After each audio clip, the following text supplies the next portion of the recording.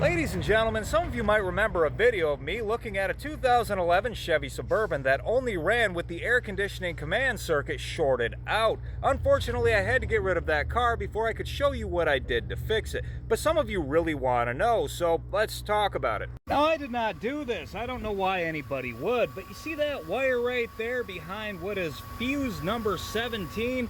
We go over there, we find it is fuse number 17. Fuse number 17 is the AC compressor. And that wire is just grounding out the fuse for the AC compressor. But watch this. I jump in here and I turn the key. Engine runs, truck runs. Sounds good. Now I pull the thing out of here and go in here. Shut it off. No bueno. It does not crank unless the AC compressor is grounded out at the fuse box. Nothing. Boys, what's the first thing you check when a car won't start? Check the connections on the battery. Check the ground.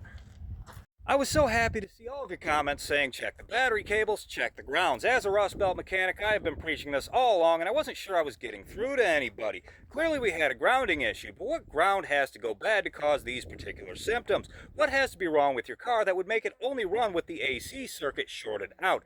That vehicle had to leave and my video on that repair was lost. But I do have an old Tahoe here, so I can at least do an illustration. The PCM ground was the problem, and somebody was able to ground the PCM by shorting this 10 amp AC fuse directly to the body of the vehicle. But the correct repair would have been just to fix this ground right down here behind the power steering pump. That's the one for the PCM right there. You can see the bolts missing. I borrowed that bolt to fix the problem. Somebody had replaced the engine in that Suburban, and the bolt they used to fasten that ground was a hair too long, so it came to the end of its threads before the head of the bolt could tightly secure the eyelets for that ground against the side of the engine block. Somehow shorting out the AC pump provided enough ground for the engine to run for a little while, but it wasn't without problems. After about an hour of running, it would just stall out, and it wouldn't start back up until it was completely cooled down.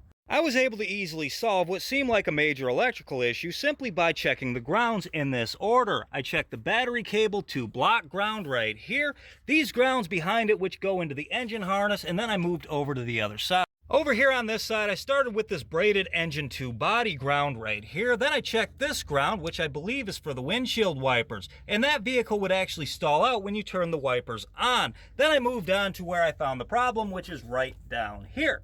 And from there, I moved over to a ground that's actually on the other side of this body mount right here. I can't show you on this vehicle because I simply can't get underneath of it. Once I was certain all of those grounds were good, clean, working, and carried a load, I started the vehicle and it was running. It even had AC, so it left on its way to its next problem, wherever it may find it.